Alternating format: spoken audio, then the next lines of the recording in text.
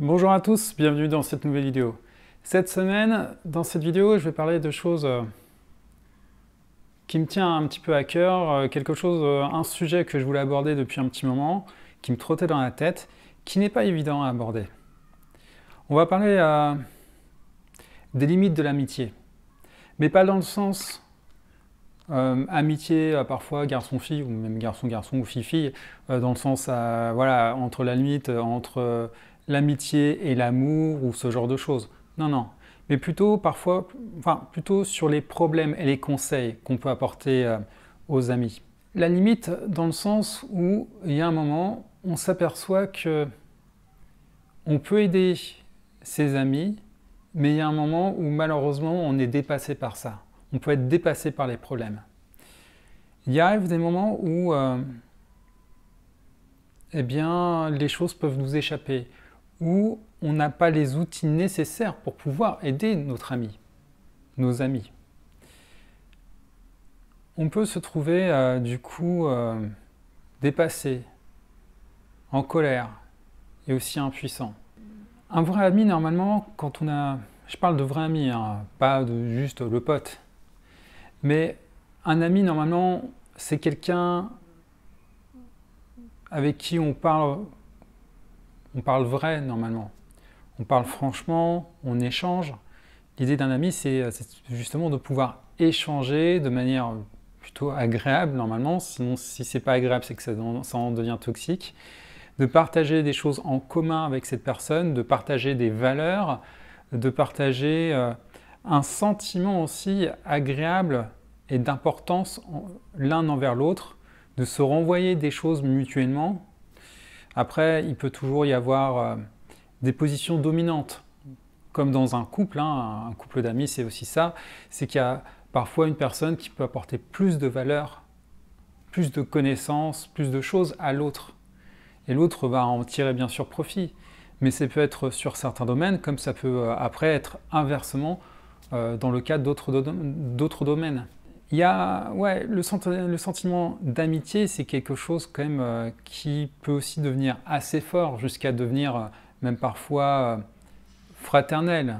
On peut parler parfois de frères d'armes, mais aussi des fois tout simplement, oui, de côté frère ou sœur, des liens qu'on peut avoir très forts avec des gens. Puis il y a des amis où par contre c'est plus soft, bien sûr, c'est des gens qu'on apprécie, avec qui vraiment on aime passer du temps, avec qui on peut échanger, normalement se confier.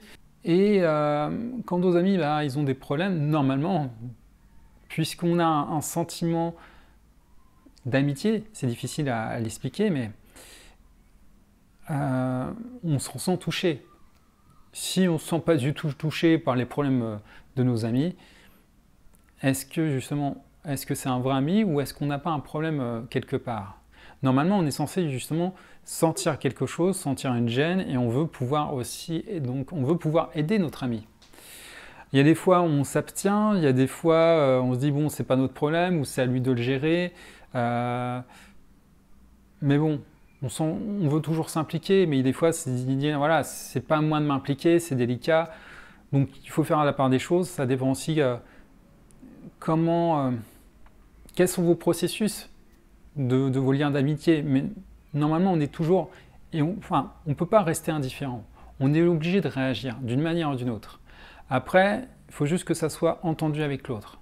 Et il faut voir surtout ce qu'attend l'autre. Il y a des amis qui vont vous dire non, j'attends rien de toi, tu peux pas m'aider, c'est pas la peine. Il y a des gens au contraire qui vont vouloir attendre quelque chose de vous, et fortement. Il y a des gens qui parfois ils sont entre deux, ils savent pas trop, ils attendent sans attendre et ils sont entre deux. Et il faut faire extrêmement attention aussi du coup aux gens qui vont tout attendre de vous. Il y a des gens qui sont ou qui se disent vos amis, mais qui sont de vrais vampires. Dès qu'ils ont un problème, et bizarrement ils en ont souvent, eh bien ils parlent de leurs problèmes. Ils déballent tout. Et ça prend des heures, et ça bouffe du temps et de l'énergie. Que ça soit fait de temps en temps, c'est normal, mais que ça soit tout le temps. À chaque fois revenir sur la personne, ou nous monopoliser, et vous assaillir de tout ça, et de ne plus avoir de choses à partager que les malheurs de la personne, ça en devient problématique. Alors est-ce qu'elle s'en rend compte ou pas? Est-ce que c'est volontaire ou pas? C'est là où c'est toujours délicat. Vous voyez, en termes d'amitié, il y a un moment où il faut voir où est-ce qu'on se situe et qu'est-ce qu'on doit adopter comme position par rapport à ça. Mais il y a des gens qui se disent nos amis, mais qui ne le sont pas tout à fait. Parce qu'ils ne sont que sur eux-mêmes. Ils ne sont en train de parler que de leurs problèmes à eux, que d'être centrés sur eux. Et ils ne peuvent... Alors, il y a des fois, c'est sûr que quand on a nos problèmes, on ne peut plus voir, ou on a du mal à voir le problème des autres. Mais quand justement, ça en devient ne plus de toute façon vouloir voir les problèmes des autres et que les problèmes des autres n'ont pas d'importance, sont même parfois complètement balayés et pas du tout importants à inférioriser, parce que c'est ça, il y a des moments où ils vont l'inférioriser. Vous pouvez avoir un problème plus important qu'eux, mais pour eux, ils le considèrent comme non, c'est leur problème à eux, c'est le plus important, c'est... Vous voyez où ça en devient délicat. Il y a des gens qui sont comme ça, qui se disent vos amis, qui vous disent bien à un moment, et puis en fait qui sont là juste pour avoir quelqu'un à qui s'agripper et à qui balancer leur énergie, leurs ondes négatives. Ça, c'est pas des vrais amis. C'est plutôt des gens toxiques. Alors attention. Autant, oui, il va y avoir des amis qui, malheureusement, vont avoir des phases difficiles et ils vont malheureusement se comporter comme ça. Autant, il y a des gens, ce sont leur nature. Et là, je parle de gens dont c'est la nature. Eh bien, ce sont des personnes toxiques. Il faut vous éloigner de ces gens-là. Vraiment. C'est le meilleur conseil que je peux vous donner. Ces gens-là, il faut les fuir. Il faut comprendre que ce n'est pas vos amis. Que ce n'est pas des vrais amis. Et ils vont même utiliser à un moment ce que vous allez dire contre vous. Et donc c'est extrêmement délicat. Et ils ont même aussi tendance, ces gens-là toxiques, à vous éloigner des autres et à vous accaparer. Et à presque aussi vous dire que de toute façon, il n'y a que vous qui comptez. Et il y a un moment, il y a une sorte de bulle de prison qui se fait autour de vous. Et là, vous dites, ah, mais les autres, en fait, c'est plus mes amis, ils sont plus, j'ai plus vraiment de contact avec les autres, voilà. Bon, je vais un peu loin, mais c'est quelque chose que je voulais vous dire. Méfiez-vous de ces gens-là qui ne sont pas vraiment vos vrais amis, qui sont plutôt des personnes toxiques. Par contre, il y a, oui, des amis qui sont parfois en situation difficile, délicate. Je parle vraiment là des vrais amis. Et dans leurs problèmes, il y a un moment où leurs problèmes deviennent parfois lourds pour nous, difficiles à gérer et autres. Je parle d'amis, mais ça peut être aussi des gens de notre famille. Je me limite à, je mets le mot ami, mais oui, ça peut être aussi des gens de notre famille, des gens parfois qui sont proches. Ça peut être des parents proches, des parents éloignés. Mais bon, là, je voulais vraiment parler de l'amitié. De l'amitié où il y a un moment où malheureusement, ça devient délicat parce que à trop recevoir des choses négatives de ces gens-là, eh bien, on a du mal à assimiler tout ça et à faire face aussi. Ces gens-là ne s'en rendent pas compte, ou parfois si, s'en rendent compte et ils sont un peu gênés à cause de ça. C'est qu'ils vont déballer constamment leurs problèmes, ils vont en parler régulièrement. Et nous, du coup, la chose qu'on a envie de faire, et c'est normal, c'est humain, c'est instinctif, on a envie de les fuir, on a envie de moins les voir. Et c'est là où on peut se demander, voilà, qu'est-ce qu'un ami et qu'est-ce qu'un vrai ami? Un vrai ami, normalement, est quelqu'un qui est là, qui est censé vous soutenir dans vos moments difficiles. Et ça, c'est quelque chose que vous pouvez voir. C'est que quand tout va bien, vous avez des amis, ou soi-disant des amis, vous êtes entouré. Parfois aussi, c'est quand vous avez de l'argent, vous êtes entouré. Et quand les problèmes commencent à arriver, bizarrement, ça se vide autour de vous. Est-ce que ces gens-là n'étaient pas, en fait, est-ce que ces gens-là ne gravitaient pas autour de vous pour profiter? Profiter parfois de votre aisance financière, profiter de votre énergie, profiter de choses soi-disant que vous pouviez leur apporter, mais qui, au final, ne vous apportaient pas grand-chose, qui étaient dans une relation plutôt futile. et qui ne vous apportait pas tant de valeur que ça. Un ami est censé être là normalement pour vous soutenir, pour vous aider. C'est là où, oui, on peut faire la différence justement entre les amis, soi-disant amis, et les vrais amis. Les vrais amis sont là pour vous parler vrai, vous dire franchement ce qu'ils pensent, avoir un vrai échange avec vous, et aussi être là quand vous avez des soucis. Bon, après, ils ne peuvent pas toujours être là. Et ce que je voulais vous dire, c'est que du coup, ils ont aussi leurs limites. Il y a un moment où, quand on a quelqu'un, même si c'est notre ami, il y a un moment quand il nous balance trop de choses négatives, trop, et il y a un moment, on a du mal à supporter. On a envie de fuir, on a envie de s'éloigner. On a besoin de ça parce qu'on a besoin de se protéger soi-même, c'est normal, c'est humain. Et c'est là où on a nos limites en termes d'amitié. Et il faut voir aussi si ces gens-là, qu'est-ce qu'ils recherchent? Est-ce qu'ils recherchent simplement à être vus, à être, comment dire, à devenir un petit peu le centre de l'attention des gens, ou à vraiment être sauvés, à être vraiment aidés? Ça, encore là, il faut faire la différence, parce qu'il y a des personnes qui sont toxiques, qui sont là juste pour être vues, faire des caprices, ou tout le moins faire des scènes. Ah, les tentatives de suicide, je pense que vous en avez vu. Il y en a des vraies, il y en a des fausses. Il y a des gens, il y a des personnes qui font des appels au secours, tout simplement. Des gens qui font des appels au secours. Mais quand il y a certaines personnes qui font des soi-disant appels au secours, qui, quand ils voient que, en fait, tout d'un coup, vous avez vu leur manège, qui sont détachés de vous, et là, bizarrement, ils vont voir ailleurs. Là, on se dit, ah, il y a un problème. Cette personne-là, en fait, n'était pas la bonne personne, c'était une personne toxique qui essayait de s'accaparer à vous, qui vous dit, ouais, t'es la seule personne en qui je peux avoir confiance, t'es la seule personne en qui je peux dire ça, tous mes malheurs, machin, regarde, je vais me suicider, ou je vais faire ma tentative, ou j'ai fait ma tentative, je me suis coupé et tout. Et vous apercevez qu'à un moment, bah, vous n'êtes plus réceptif à ça. Et quand cette personne-là s'aperçoit que vous n'êtes plus réceptif, qu'elle n'arrive plus à vous vampiriser, eh bien, elle va faire sa scène de théâtre ailleurs, avec d'autres personnes.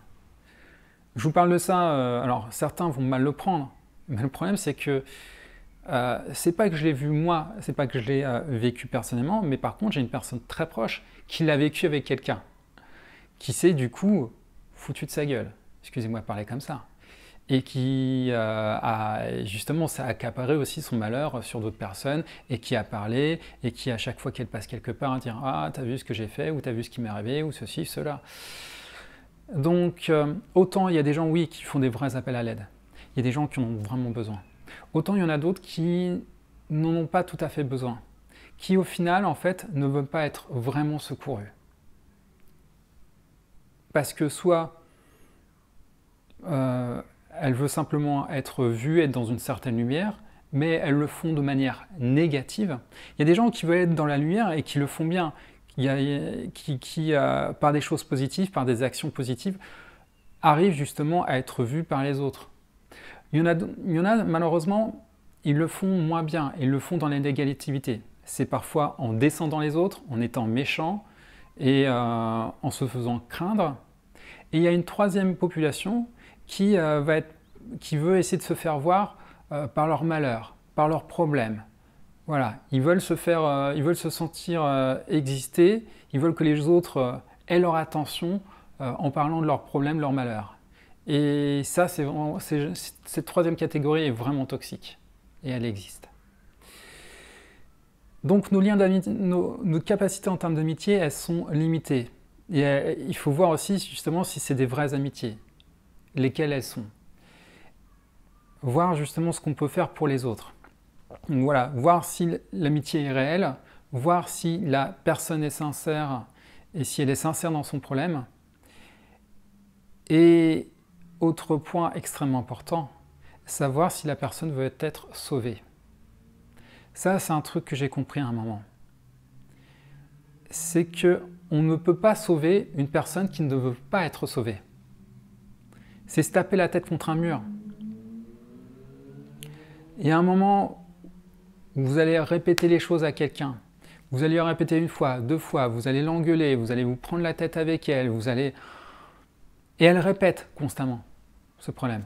Alors soit elle a un vrai souci, elle n'arrive pas à l'assimiler, elle n'arrive pas à le gérer, soit tout simplement elle ne veut pas être sauvée. Vous aurez beau dire, mais elle va recommencer parce qu'elle ne veut pas être vraiment sauvée. Elle n'est pas au bout du bout.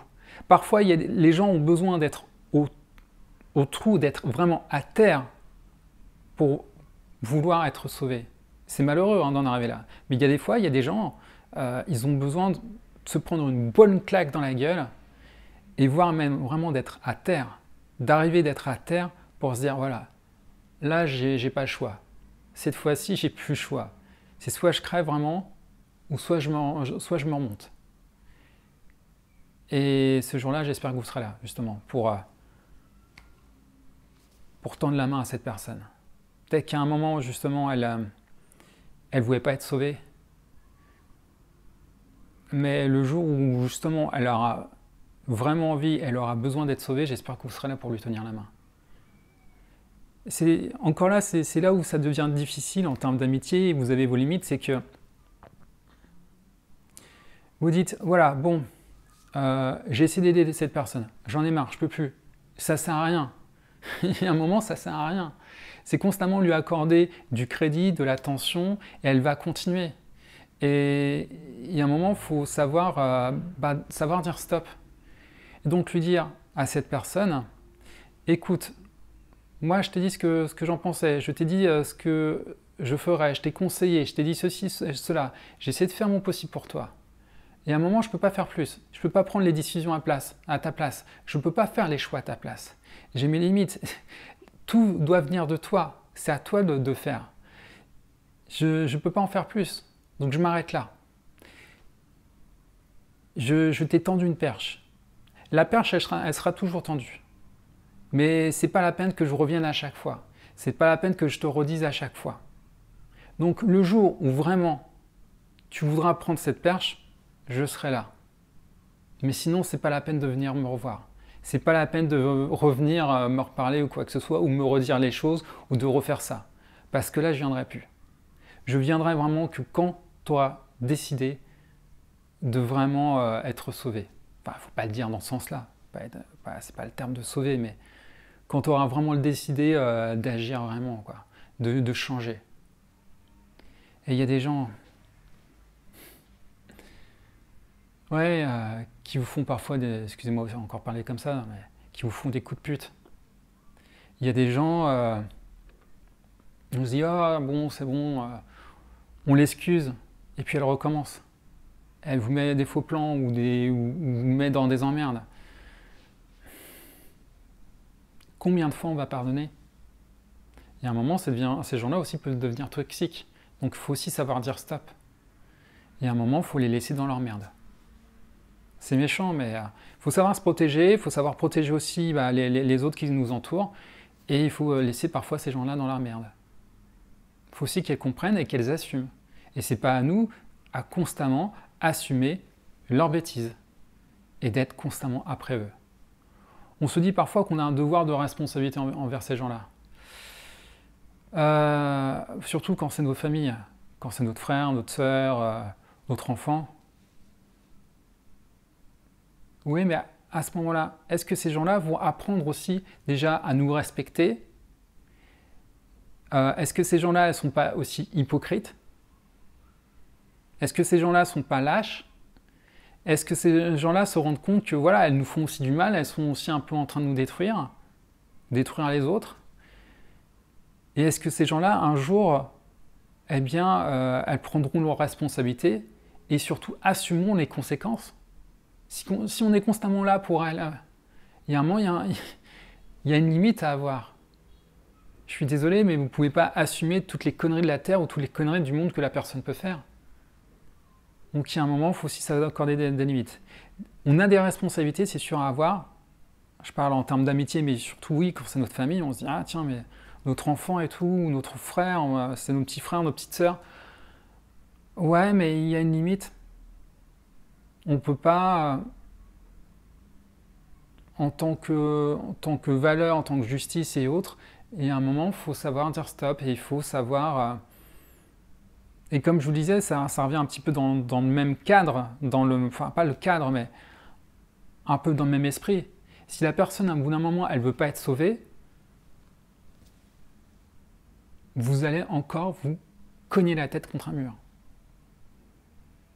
Et vous, votre vie, et vos entourages à vous, les autres, vous en faites quoi? À cause d'une personne, vous détruisez aussi votre vie. Et peut-être, voilà, Donc, il y a un moment, l'amitié aussi a ses limites. Une personne qui ne veut pas être... Voilà, ça ne sert à rien d'essayer de sauver une personne qui ne veut pas être sauvée. Je ne vais pas parler, je ne vais pas m'enterrer aujourd'hui dans le triangle de Cartman, ça pourrait être le sujet d'une autre vidéo, entre le sauveur et le bourreau. Oh, je peux en parler vite fait, mais il y a des moments où on veut essayer de sauver les gens, et puis au final, on fait quoi? On fait les engueuler. On est là, avec la colère, à essayer de les engueuler. On veut essayer de les aider, et on en a marre de leurs conneries, ou marre qu'ils n'arrivent pas à se relever, alors que ça nous semble facile. Ça l'est pas. En tout cas, quand il y a des vrais problèmes. Chacun est différent, et chacun les vit différemment. Et il y a des fois, on est là en train d'engueuler les gens, ou en train d'être dur, d'être... Nous qui voulons être un sauveur, on devient, au fur et à mesure du temps, un tyran face à ces gens-là qui sont, du coup, plus ou moins des victimes, qui deviennent aussi victimes de notre propre violence quand on veut essayer de les sauver. Et ça, je l'ai vu. Je l'ai vu parce que moi, à un moment, je l'ai été. Quand j'étais ado... il y a une ou deux personnes avec qui voilà, j'étais dur. Et je me suis rendu compte que c'est quelque chose, c'est un schéma que j'ai reproduit qui venait des gens de ma famille. Mon grand-père, feu mon grand-père, eh bien, il passait énormément de temps au téléphone à engueuler ma tante, à être dans cette violence. Et je me suis rendu compte au bout d'un moment que c'était complètement contre-productif. Que la personne en face, elle faisait que se braquer face à cette violence. Et ce qui est normal, elle était là en train de se protéger. Les gens, au bout d'un moment, qu'est-ce qu'ils vont faire par rapport à la violence que vous faites à ce moment-là? Elles subissent déjà quelque chose et vous leur ajoutez de la violence. Elles vont faire quoi? Elles vont se braquer, elles vont aussi se défendre, elles risquent aussi de vous en vouloir, elles risquent de fuir. Donc il y a un moment, il y a encore là ces limites à avoir. Donc oui, on peut engueuler quelqu'un. On engueule un bon coup, on lui dit un truc. Mais il faut aussi mettre les formes, il faut y avoir aussi des limites par rapport à ça. Et ça ne doit pas être constant. Parce que là, vous n'allez pas aider la personne. Ça sera tout le contraire. Elle cherche de l'aide, elle a besoin d'aide, et vous êtes là encore en train de l'enterrer. Non. Donc il faut faire attention à ça. Et il y a un moment aussi, quand on veut aider quelqu'un, c'est là aussi où je veux en venir, c'est qu'il y a un moment, on a aussi nos limites. On veut conseiller quelqu'un, on veut lui tendre la main et autres, mais il y a un moment où parfois, on n'a pas les connaissances ou les outils pour aider ces gens-là. Et qu'est-ce qu'on fait à ce moment-là? Moi, il y a un moment, une ou deux personnes, j'ai voulu les aider. J'en avais marre de leurs conneries, j'en avais marre de... Il y a un moment, quand j'étais plus jeune, comme je vous disais, voilà, j'ai reproduit le schéma de mon grand-père. Je suis désolé de dire ça si mon père regarde ça, mais mon père aussi avait cette colère. Et désolé papa si tu regardes cette vidéo, mais c'est vrai. Et du coup, ce côté où on veut aider quelqu'un, où on veut en tout cas lui faire la morale et autres, quand on veut... oh la morale. Ma mère, tiens. Pareil. Tiens, faire la morale. Oh là là. Je crois que ça, c'était en fait la pire des punitions. C'est pendant des heures, quand on faisait la morale. Ma mère. C'est fou. On reproduit des schémas comme ça. Et à un moment, heureusement, on s'en rend compte que c'est pas toujours productif. c'est contre-productif. On amène tout ça à quelqu'un, on va contre quelqu'un. Quand j'étais ado, voilà, j'ai utilisé un petit peu tout ça parce que c'est ce que je connaissais, c'est ce que je croyais qu'il fallait faire en fait. J'avais ça comme modèle. J'ai pris ça comme modèle. Je me suis pas rendu compte qu'il y a des fois, oui, des fois ça marchait sur moi. Il y a des fois ça n'a pas marché sur moi. Mais voilà, j'ai fait avec les modèles que je croyais être bons, avec l'éducation qu'on m'a donnée. Et je me suis rendu compte, comme je vous disais, que en fait c'était pas ça, c'était pas cette manière-là qu'il fallait faire, qu'il fallait utiliser. Et donc après, j'étais plus quelqu'un qui était dans l'écoute, plus c'était dans l'empathique. Dans l'empathie, essayer d'être voilà, vraiment plus quelqu'un dans l'écoute et moins dans cette violence. Et aussi essayer d'avoir du détachement. Parce que j'ai tendance à être tout ou rien. Soit je ne m'implique pas, soit j'y vais à fond. Quand j'y vais à fond, il y a des fois où voilà, j'étais un magasin comme disait ma grand-mère, un éléphant dans un magasin de porcelaine. Et je mâchais pas mes mots et voilà, il y a des fois j'étais un petit peu, je ne mettais pas toujours les formes. Donc c'est pour vous dire où il faut faire la part des choses, il faut être un peu entre deux, il ne faut pas être trop violent. Trop à l'écoute, en fait, c'est bien l'écoute, mais il y a un moment, ça ne suffit pas. Ça aussi, je m'en suis aperçu, c'est qu'il y a un moment, on peut être aussi, voilà, quand on est trop dans l'excès, dans la violence, c'est pas bon. Quand on est trop dans l'écoute, il y a un moment, on ne fait qu'écouter et les personnes en face de nous ne percutent pas tout à fait à ce qu'on peut leur dire. Donc il y a un moment, il faut aussi réagir. Les gens ont besoin d'écoute. Ça, c'est clair que les gens ont besoin d'écoute. Il faut avoir cette écoute, c'est super important. Mais il faut dire aussi quelque chose à un moment en retour. Quelque chose d'un petit peu fort, impactant, mais pas trop. Et je vous disais, pas aller dans la violence, pas dans la morale, pas dans l'engueulade et quoi que ce soit. Et par rapport à la limite qu'on peut en avoir en termes d'amitié, je vous parlais de tout ça, de conseils, d'outils qu'on n'a pas toujours en soi. Et il y a un moment où justement, parce qu'on n'a pas tout ça, parce qu'il nous manque des outils, parce qu'on fait avec normalement nos liens d'amitié, eh bien on se rend compte qu'à un moment, la personne, on ne peut pas forcément l'aider.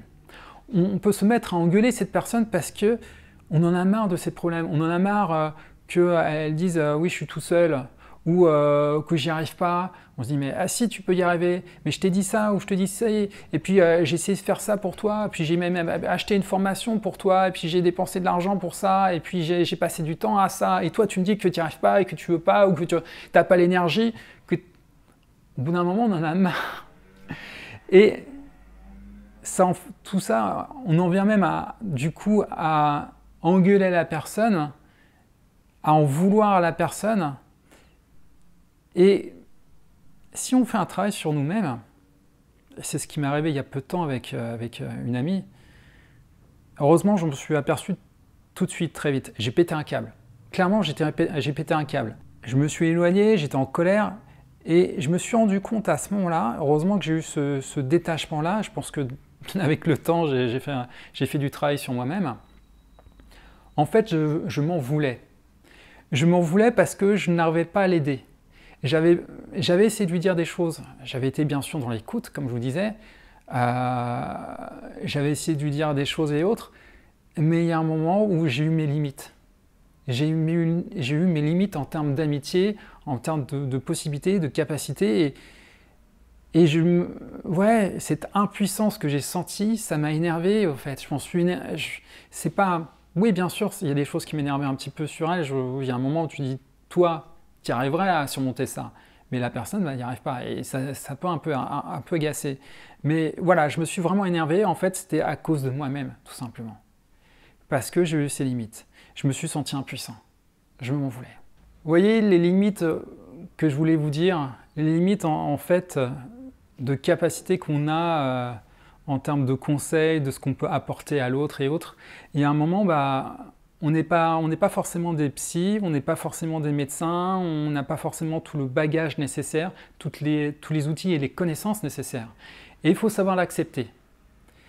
Et il y a un moment où nos amis, eh bien, malgré tous les conseils qu'on peut apporter, il faut aussi voilà, que nous, on accepte qu'il y ait des spécialistes pour ça et que eux, bien sûr, aussi acceptent d'aller voir parfois des spécialistes.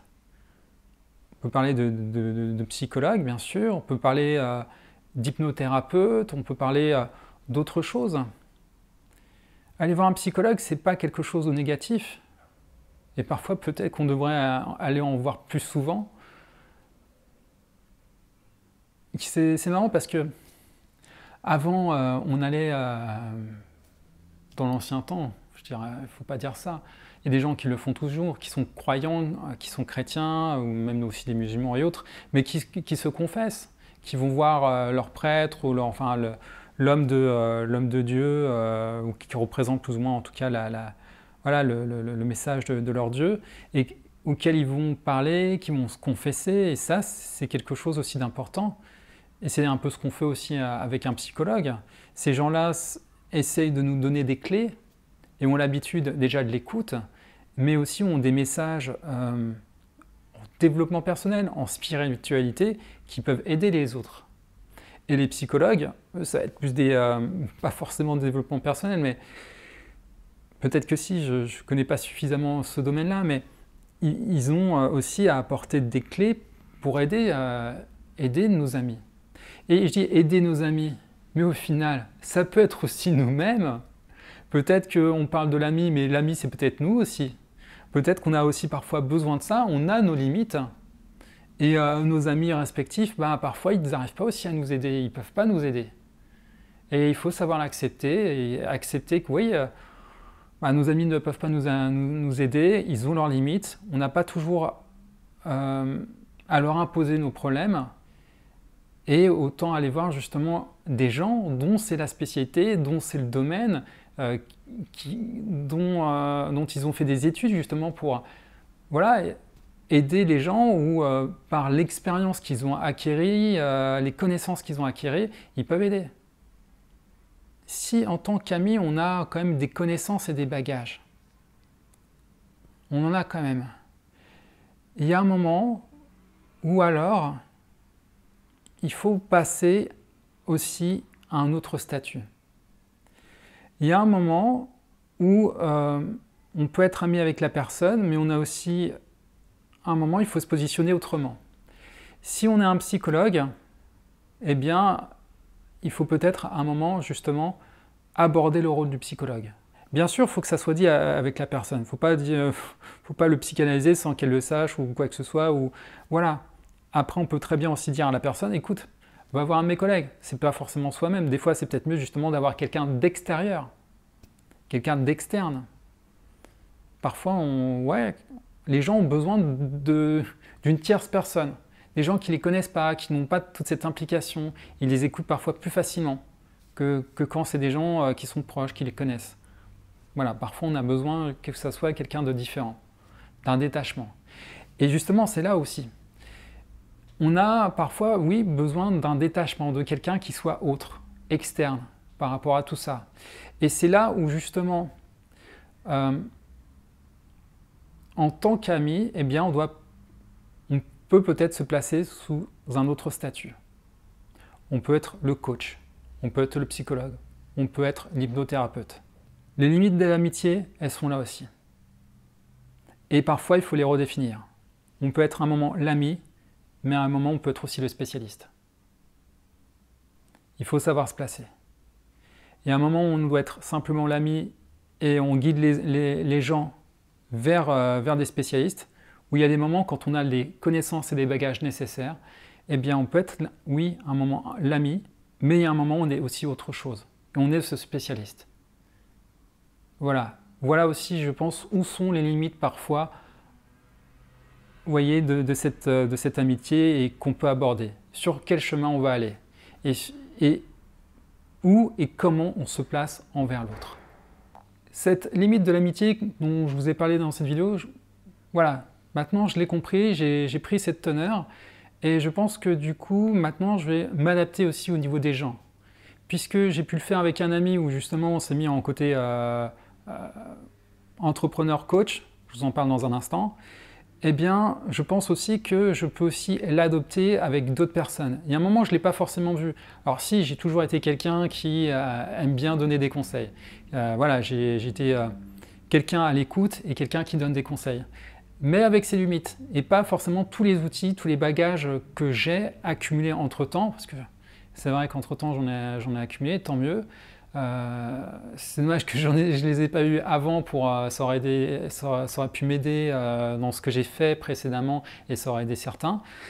Et surtout, du coup, je pense qu'à maintenant, à des moments, eh bien, je dois me détacher de ma posture simplement d'ami et adopter une autre posture. Bien sûr, cette posture, je ne peux pas forcer l'autre à vouloir l'accepter. Donc, ça sera quelque chose que je dois proposer à l'autre.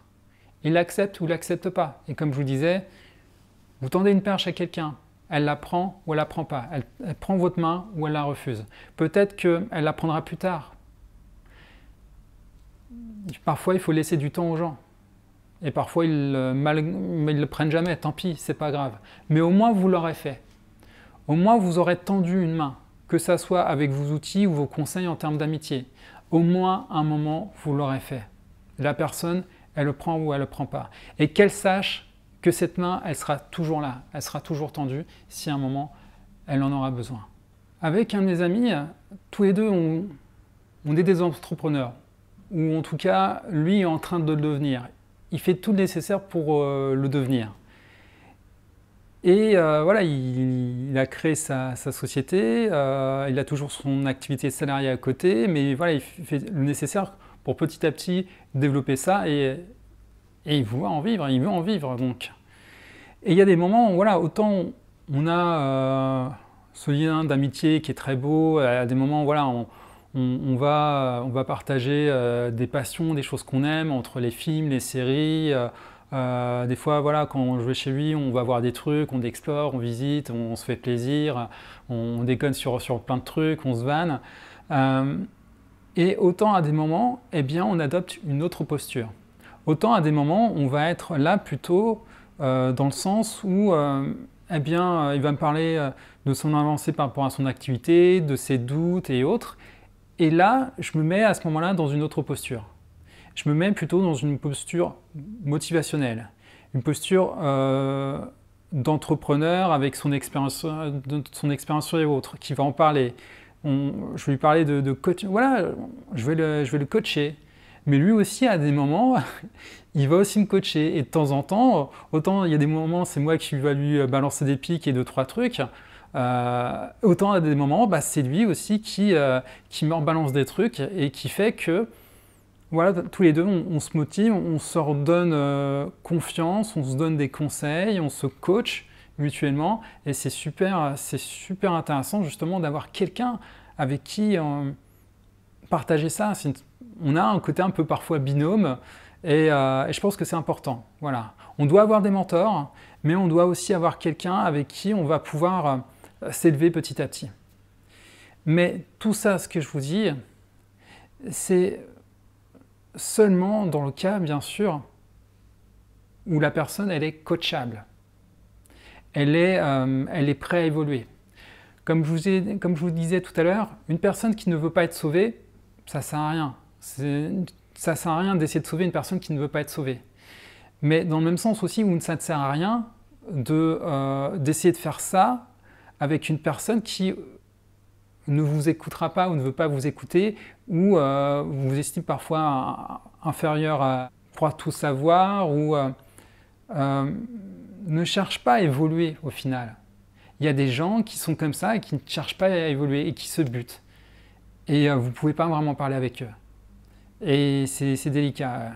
Je ne vais pas en parler, peut-être ça mériterait une autre vidéo, mais voilà, il y a des gens malheureusement où ils ne sont pas prêts à assimiler justement ce que vous avez à leur dire, à communiquer et autres. Et il y a des gens qui ne sont pas coachables. Et là, malheureusement, vous avez encore vos limites. Voilà. Cette vidéo était longue et j'avais besoin de beaucoup parler. Il y a des choses qui sont personnelles, vous l'avez compris, mais je pense que c'était important. C'est un sujet qui m'importe beaucoup, qui importe aussi des gens de mon entourage, bien sûr, mais qui, je sais aussi, peut importer à beaucoup d'entre vous, parce qu'on a tous à un moment vécu des situations comme ça, ou des gens parfois qui avaient des problèmes, ou des personnes aussi parfois toxiques, comme je vous en parlais avant. Voilà, c'est quelque chose qui nous touche tous. Et je pense que c'est bien un moment d'en parler. Même si c'est un peu long à évoquer, à en discuter, mais il faut le faire un moment. Et j'espère que cette vidéo aura pu vous aider. Voilà. Et si cette vidéo vous a plu, eh bien, il y a d'autres vidéos qui peuvent aussi vous intéresser sur la chaîne. Donc n'hésitez pas à vous abonner. Et justement, je publie une vidéo par semaine. Alors là, par contre, je pense que, puisque c'est un petit peu, on va dire, les vacances, là, voilà, on est en plein juillet, ça va être août, je pense que je vais maintenant mettre pendant quelques semaines des vlogs, parce que j'ai quelques vlogs en retard, donc je vais partir sur du sujet un petit peu plus léger, voilà, un petit peu de voyage, ça va être plutôt sympathique, mais je reviendrai bien sûr à la rentrée sur d'autres sujets comme ça, d'autres réflexions, d'autres choses à vous partager.